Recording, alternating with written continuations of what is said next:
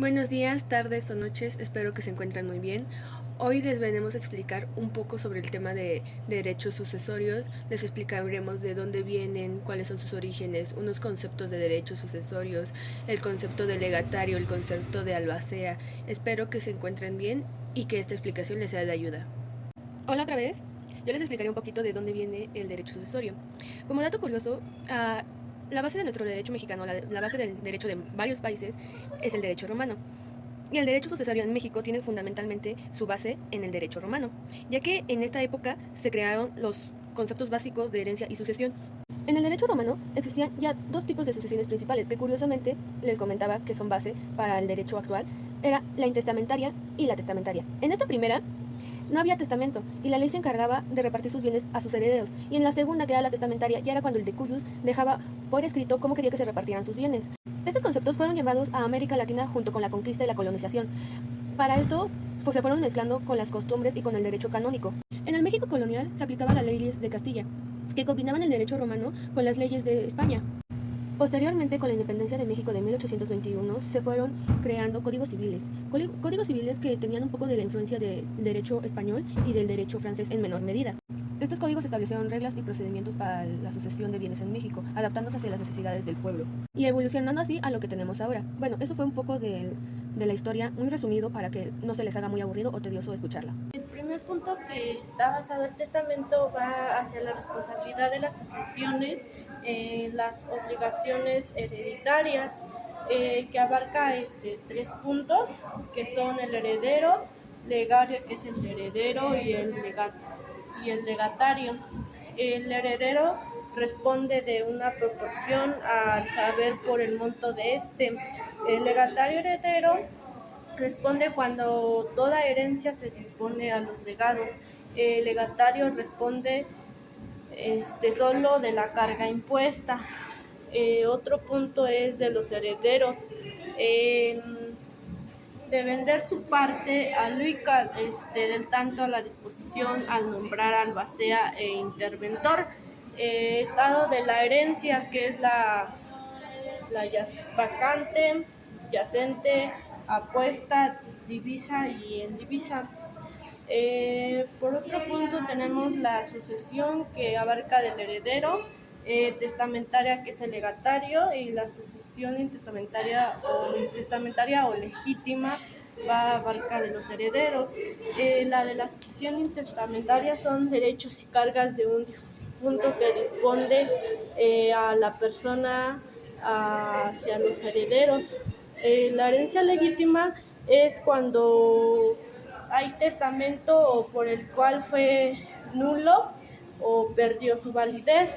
El albacea dispone a nombrar por el autor de la herencia, que con el objetivo de ejecutar. Yo les voy a hablar sobre un segundo concepto de derecho sucesorio. Este se entiende como el conjunto de normas jurídicas que dentro del derecho privado regulan la transmisión de los bienes y los activos de una persona fallecida, es decir, el de cuyos, hacia sus herederos y legatarios, así como los derechos y las obligaciones entre las partes implicadas. En otras palabras, y para que les quede un poco más claro, es la transmisión del patrimonio de una persona fallecida a una o a varias vivas, que son llamadas a adquirir, ya sea que haya un testamento o si no lo hay, pues la ley lo reparte por partes iguales. También sabemos que estos derechos y obligaciones no se extinguen por la muerte del de cuyos, sino que éste se los transmite a otra persona. Derecho sucesorio, también conocido como derecho de sucesiones, que se encuentra dentro del ámbito del derecho privado, es aquel que se refiere a la transmisión de bienes de una persona fallecida de acuerdo con las disposiciones contenidas en su testamento, en donde el testador tiene la libertad de distribuir sus bienes tanto a sus herederos como legatarios en la forma en la que él desee. Sobre el concepto de mortis causa y sus tipos. Esta es una expresión que se utiliza en derecho, que significa, hace referencia a por causa de muerte. Esto quiere decir que es la titularidad de un bien o derecho que se pasa de una persona a otra. Eso significa que tendrá efectos jurídicos una vez que se haya constatado la muerte, por eso es por causa de muerte. Por eso es esencial en la sucesión, ya que ningún testamento tendrá eficacia hasta la muerte de quien lo dictó. O sea, primero se tiene que morir la persona para que este testamento sea válido y pues así te pueden repartir los bienes, si es que llega a haber testamento. La sucesión solo tendrá efectos una vez que se haya producido la muerte de la persona. Cuando se conste el fallecimiento, se abrirá la herencia, en la cual se puede ser de dos tipos. Tenemos dos tipos de mortis causa. La primera es la testada y la segunda es la intestada. Hablaremos de la primera. En este caso, la persona antes de morir realiza una disposición de sus bienes y deudas, según requiera que los herederos dispongan de las mismas, y pues lo tiene que hacer por escrito. Esto se hace cuando él está en vida, y pues solo tendrá efectos mortis causa cuando la persona muera. La segunda que tenemos es la intestada, que esto es lo contrario de la primera, porque en este caso la persona no realiza ningún escrito donde diga que quiénes se van a hacer cargo de sus bienes o donde disponga esto y deudas. Y pues obviamente se heredará según la ley, pero pues también primero tenemos que constatar la muerte de la persona para que esto sea posible. Los sujetos de sucesión son una pieza clave para el derecho sucesorio y el primero es el autor de la sucesión. ¿Quién es el autor de la sucesión? ¿Por qué es tan importante? Porque sin él no hay sucesión. Fácil y sencillo. Es la persona que falleció. Es aquella persona que se repartirán sus bienes ante sus herederos, ya sea de forma testamentaria o intestamentaria. No hay nada más que decir, es la persona fallecida, punto. En segundo lugar está el heredero. En el heredero, no hay forma más fácil de decirlo, es aquella persona beneficiaria que va a recibir los bienes y los derechos del autor de la sucesión. En este aspecto puede haber dos tipos de heredero: por testamento, que obviamente el de cuyus, o sea el fallecido, dejó ya escrito a quién le quería heredar sin importar si tienen lazos de sangre, sin importar nada, o por sucesión intestamentaria, que es cuando se hace un juicio y se reparten los bienes a sus legítimos herederos. Casualmente son aquellos que comparten lazos de sangre, ya sea principalmente a sus hijos o a su cónyuge. Y por tercero y último, que yo les explicaré, pero no menos importante, está la capacidad. ¿Qué es la capacidad en el contexto de derecho sucesorio? Se relaciona con la capacidad de heredar y disponer los bienes. Esto quiere decir que el heredero debe de ser una persona jurídica capaz, que seas mayor de edad y que seas mentalmente competente para ser un buen heredero o ser capaz de ser un heredero. Bueno, espero que les haya ayudado esto para entender bien los sujetos de derecho de sucesión. Lo traté de explicar con palabras muy normales, muy comunes. Ojalá y les sea de ayuda. En México existen 11 tipos de legados. El legado de cosa genérica es aquel que recae sobre la cosa específica al género al que pertenece. El legado de cosa específica son aquellos que consisten en un bien individualmente determinado. El legado de cosa propia. El legatario adquiere la propiedad desde que el testador muere.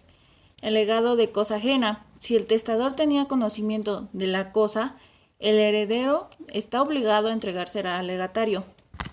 Legado de trato sucesivo. Es aquel donde el legatario adquiere el derecho a recibir prestaciones periódicas o sucesivas de una determinada cantidad de dinero. Legados de crédito. Legados de liberación de deuda, legados alternativos, legados de cosa agravada, legados de parte de alícuota y legados de bien ganancial. Concepto de albacea. Es la persona o las personas sobre la que, a petición del testador, recaerá la función de velar por la adecuada ejecución del testamento y aseguramiento de los bienes de la herencia. El albacea no solamente puede ser nombrado por el testador, sino también por los herederos o en última instancia por un juez. Esto con la finalidad de llevar a cabo funciones como presentación del testamento, aseguramiento y administración de los bienes, formación de inventario, así como la partición y adjudicación de bienes, entre otros. De acuerdo con el Código Civil Federal, en su artículo 1706, son obligaciones del albacea general la presentación del testamento, el aseguramiento de los bienes de la herencia, la formación de inventarios, la administración de los bienes y rendición de las cuentas del albaceazgo, el pago de las deudas mortuorias, hereditarias y testamentarias, la partición y adjudicación de los bienes entre los herederos y legatarios, la defensa en juicio y fuera de él, así de la herencia como de la validez del testamento, la de representar a la sucesión en todos los juicios que hubieren de promoverse en su nombre o que se promovieren en contra de ella, y las demás que le imponga la ley. Esto quiere decir que el albacea va a ser responsable de asegurar los bienes de la herencia, no va a permitir la extracción ni la entrega de ningún bien hasta que se haya formado un inventario.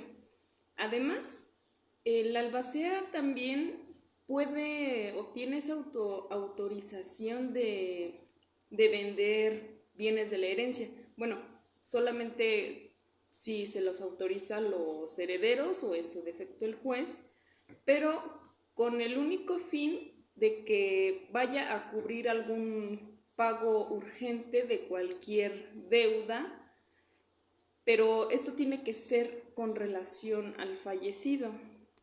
Además, el albacea debe rendir cuentas anualmente sobre el desempeño de su cargo.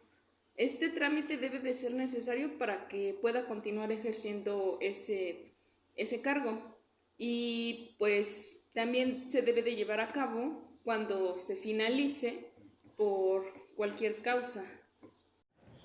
Causas de terminación del albacea. Para dar fin al cargo de albacea tenemos diversas formas. Precisamente tenemos 3 formas para darle fin al albacea. Tenemos la terminación normal, la remoción o la revocación. La terminación normal se divide en distintas partes, que pues vendría siendo, no sé, como por ejemplo la muerte del albacea, que pues básicamente pues por muerte del albacea se le da fin a su cargo y se busca a alguien más para reemplazarla. También sería por rechazo a ser albacea, que la persona que el testador designó para ser albacea pues no acepte serlo y básicamente se busca a alguien más. Y también tengo que por cumplimiento de su función, que pues sería pues eso, que haya cumplido todas las responsabilidades establecidas por el testador. Esto implica pues la administración de los bienes, que pues básicamente la albacea debe haber tomado la posesión de todos los bienes del difunto, haberlas valorado y haberlas protegido de cualquier daño o pérdida. También sería el pago de deudas. La albacea debe haber pagado las deudas que dejó pendientes el decujus, y pues esto incluye las hipotecas, los préstamos y las facturas. La distribución de legados. La albacea debe haber distribuido los legados específicos a los beneficiarios designados por el testador. Y finalmente la distribución de la herencia. La albacea debe haber distribuido el resto de los bienes del difunto a los herederos legales, de acuerdo con lo que dice el testamento. Ya una vez cumplidas estas tareas y pues rendido las cuentas a los herederos, pues el cargo de la albacea pues llega a su fin a partir de aquí. También tenemos que vendría siendo por remoción. La remoción de la albacea se produce cuando un juez le retira el cargo debido a un incumplimiento de sus obligaciones o por otras causas. Algunos ejemplos de estos motivos de remoción vendrían siendo la incapacidad. Si la albacea sufre alguna enfermedad física o mental que le impida cumplir con la función de albacea, pues es removida del cargo. La negligencia. Si la albacea no administra los bienes del difunto de manera adecuada o comete errores graves o actúa de mala fe, puede ser removida del cargo. El conflicto de intereses. Si la albacea tiene un conflicto de interés que le impide actuar de manera imparcial en el mejor interés del difunto y sus herederos, también puede ser removida de su cargo como albacea. Y pues también tenemos un agregado que vendría siendo la falta de idoneidad, que básicamente es que si la albacea no era apto para el cargo desde el principio. Un ejemplo vendría siendo que no fuera mayor de edad o que tenga antecedentes penales, pues por estas 2 razones pues se le puede remover el cargo. Y como tercera parte pues tengo la revocación. La revocación vendría siendo que la albacea pues se le cancele su designación como albacea, ¿no? No sé, que el testador o los herederos no quieran a esta persona como albacea, o que el testador se arrepiente de haberla dejado como albacea. Si no ha muerto, pues tiene el derecho de revocarla. Ahora sí que el testador pues tiene todo el derecho, si aún no ha fallecido, de revocarla de pues, ser su albacea. Y pues la revocación por los herederos también vendría siendo que pues en algunos casos los herederos pueden revocar la designación del albacea después de la muerte del decujus. Esto generalmente se permite si la albacea no está cumpliendo con sus obligaciones, o si existe algún conflicto de intereses, o si hay algunas circunstancias graves que hacen que la remoción de la albacea sea necesaria para proteger los intereses del difunto y de los herederos. Y pues es eso. La terminación del cargo de albacea pues puede ocurrir de diversas formas, como ya se mencionó. Estas tres diversas formas que mencioné, que son la terminación normal, la remoción y la revocación, pues ya depende de la situación, ¿no?, en la que se encuentre pues, el testamento, y pues el cómo se podría llegar a estas causas para impedir, pues para llegar a la terminación de la albacea. A modo de conclusión, el derecho sucesorio es de suma importancia, debido a que debe garantizar que los bienes que una persona obtuvo al pasar de su vida no caigan en manos de otras personas que no tuvieron nada que ver. Lo más justo para esto es que estos bienes sean heredados, o bien, si no existiera un testamento, que se realice una sucesión intestamentaria entre sus parientes más cercanos